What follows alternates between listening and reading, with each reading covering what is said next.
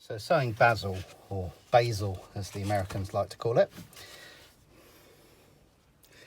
Fairly decent sized pot here that I am filling up to the top, maybe just slightly over, with a mixture of finely sieved multi-purpose compost and vermiculite.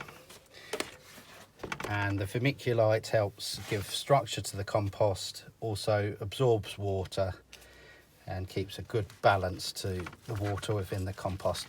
I've made this really just now and it's really wet, and you see the water coming out of the vermiculite when I squeeze it. It's probably a bit too wet normally, but it'll dry out quite quick as the vermiculite absorbs. And I prefer my, if it's a warm day, I prefer my compost to be a little bit wetter than normal for sowing. So you can see all I've done is maybe looking at 0.5 centimetre to 1 centimetre below the top of the compost there. And this is quite old seed, so I'm going to sow more than I would normally.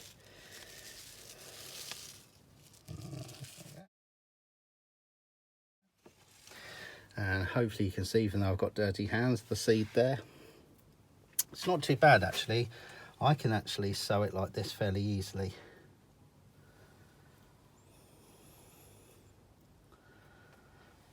Let me show you with this hand. So I just like to pinch the seed very gently, and just like maybe I'm seasoning a sauce. That's that there. That's those 2 pots done. Then all I would do is I would just very gently sprinkle some of this compost on top.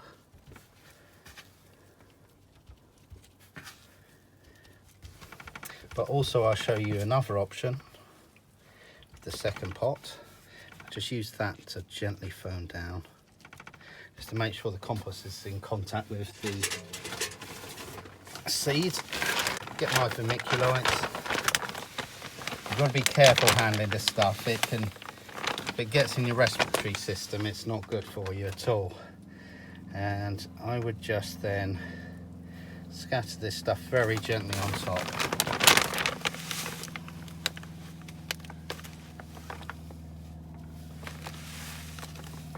The idea with this is it just, again, holds that moisture on the surface of the compost, keeps the seed in place. The seed's still got contact with compost because it's laying on it, and it will stop the seed washing away as well, and light can get through vermiculite quite happily.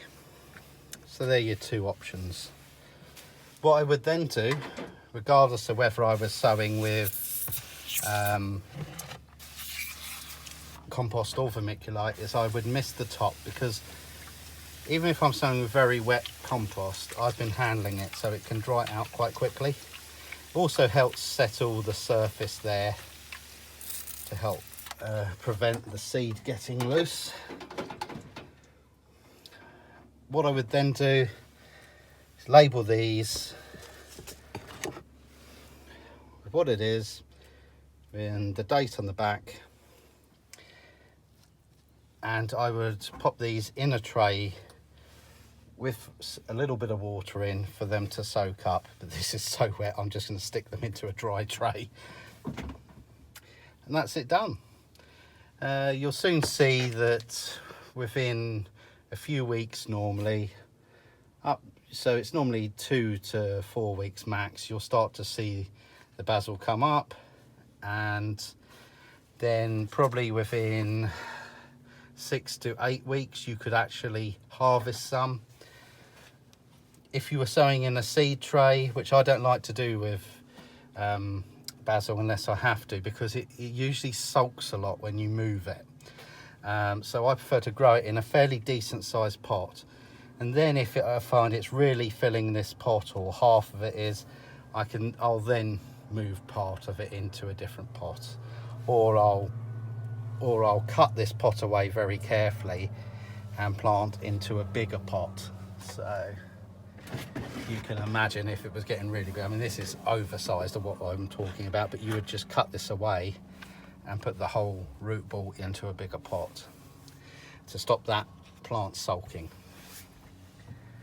And that's really what I do. You can grow this very happily in a greenhouse, on a shelf in the kitchen, or you can grow it outside, but what you have to make sure is in a sheltered environment, and you need to make sure that during the winter, if you can bring it in if possible, because otherwise it probably will kill it off. It's the damp and the cold, but mainly the damp that will upset this.